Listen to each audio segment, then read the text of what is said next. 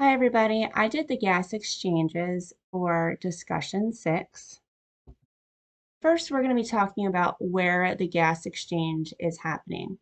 I'm referring back to the heart chapters from last week where we went over the pulmonary and systemic circuits. So the pulmonary circuit, which would be up here where the lungs are, the alveolar gas exchange is occurring in the lungs. It is the exchange of carbon dioxide and oxygen between the alveoli and the capillaries.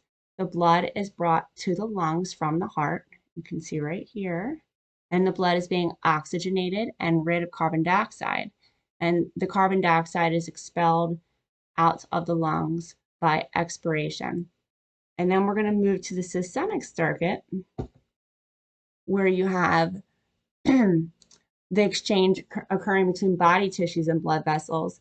It's the exchange of carbon dioxide and oxygen between blood vessels and body tissues. The blood is pumped into the body by the heart, and that's being shown right here. The blood is delivering oxygen to the body tissues and picking up carbon dioxide as the waste product. The carbon dioxide is then transported back to the lungs to be expelled. Now, the two processes of these will show you the concentrations of the low oxygen and high carbon dioxide for the pulmonary circuit and the high oxygen and low carbon dioxide for the systemic circuit. This is just a simple picture of the pressure gradient. This is no different than all of the other types of diffusion we talked about. It's something that's going from higher to lower. So it's movement of individual gases based on partial pressures. It sets up a pressure gradient from areas of higher concentration to lower concentration, and the partial pressure drives movement of gas exchange between the tissues.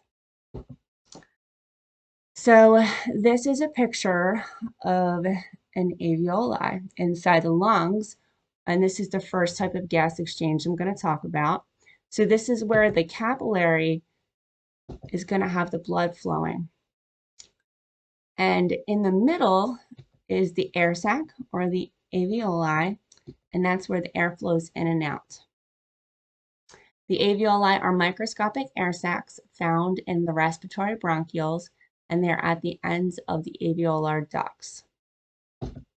The red blood cells in blue are deoxygenated and have just been delivered to the lungs from the right and left pulmonary arteries.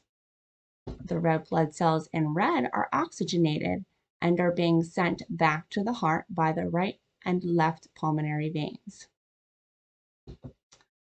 To go into further detail of the alveolar gas exchange, we're going to be talking about the partial pressure of oxygen in the alveoli is higher than it is in the capillary. The oxygen diffuses across the respiratory membrane from the alveoli into the capillary. And then you have the partial pressure of carbon dioxide is higher in the capillary than it is the alveoli. So the carbon dioxide diffuses across the respiratory membrane from the capillary to the alveoli. Now we're going to go over the systemic gas exchange. Now this is again occurring between the body tissues through the arteries and arterioles. They have high amounts of oxygen and low carbon dioxide. The systemic cells have high carbon dioxide and low amounts of oxygen due to metabolism or ATP synthesis. And remember, when ATP synthesizes, carbon dioxide is a waste product.